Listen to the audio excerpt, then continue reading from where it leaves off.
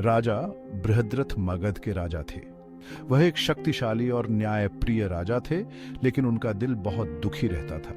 बृहद्रथ के पास सब कुछ था जो वो चाहते थे, सिवाय एक उत्तराधिकारी के। एक दिन कौशिक नाम के एक ज्ञानी ऋषि बृहद्रथ के दरबार में आए। राजा बृहद्रथ एक समाधान के लिए बेताब अपनी परेशानी ऋषि को बताई। कौशिक के पास एक जादुई फल था जो राजा की मनोकामना पूरी कर सकता था। हालांकि ऋषि ने चेतावनी दी कि फल का जादू बहुत शक्तिशाली और अप्रत्याशित था। बृहद्रथ ने इस नई आशा को पकड़ते हुए कृतज्ञतापूर्वक ऋषि का उपहार स्वीकार कर लिया।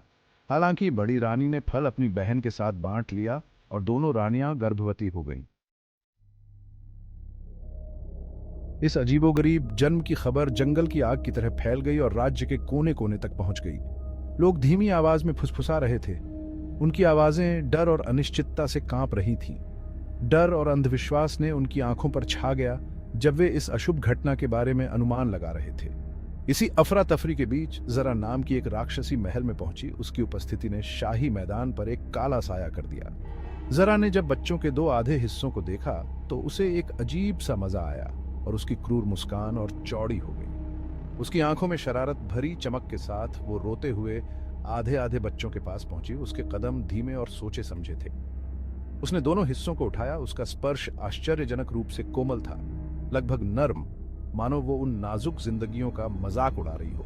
फिर भयानक जादू के प्रदर्शन में उसने दोनों हिस्सों को एक साथ जोड़ दिया। उसकी काली शक्तियां शिशुओं के चारों ओर घूम रही थीं। सभी को आश्चर्य हुआ जब दोनों हिस्से जुड़कर एक स्वस्थ बच्चे का रूप धारण कर गए। ये एक ऐसा चमत्कार था जिसने भीड़ को विस्मित और अविश्वसनीय कर दिया।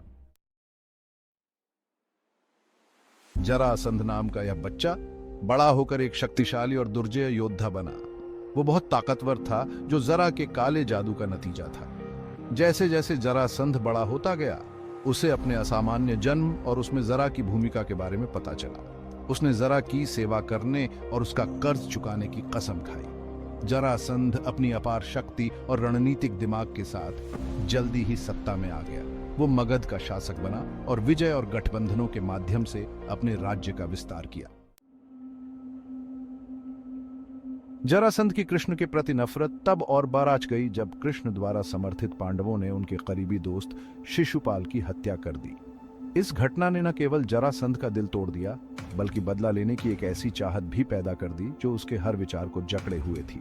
क्रोधित और दुखी होकर जरासंध ने अपने दोस्त की मौत का बदला लेने की कसम खाई। उसने कसम खाई कि जब तक कृष्ण को उसके कर्मों की सजा नहीं मिल जाती और पांडवों को उनके घुटनों पर नहीं लाया जाता, तब तक वो चैन से नहीं बैठेगा। बदला लेने की अपनी खोज में जरासंध ने कलयुग्न की ओर रुख किया, जो एक शक्तिशाली और क्रूर यवन राजा था। कलयुग्न अपनी क्रूरता और युद्ध में अपार शक्ति के लिए दूर दूर तक जाना जाता था। कलयुग्न के पास एक वरदान था जिसने उसे युद्ध में अजेय बना दिया था।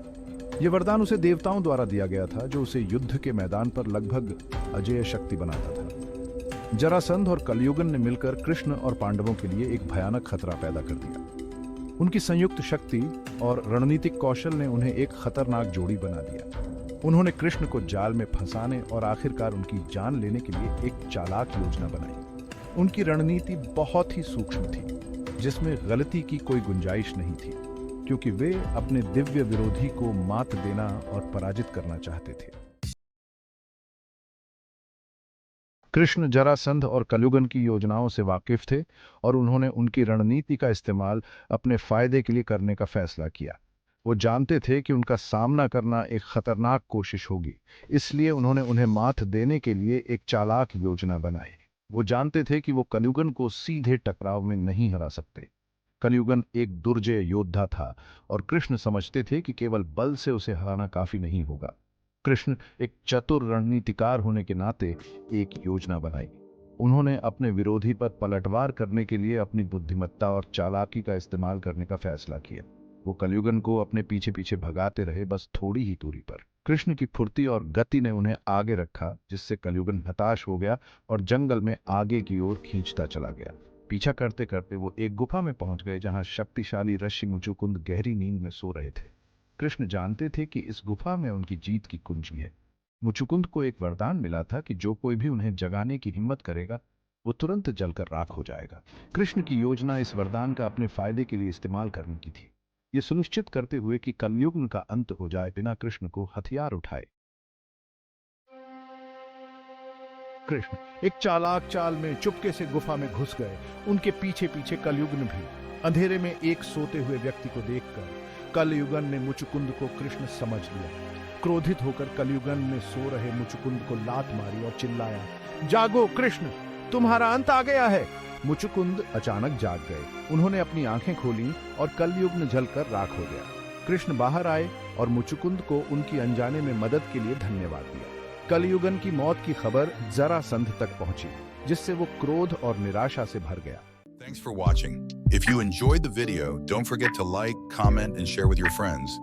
And make sure to subscribe and hit the bell icon so you never miss out on future content. See you in the next one.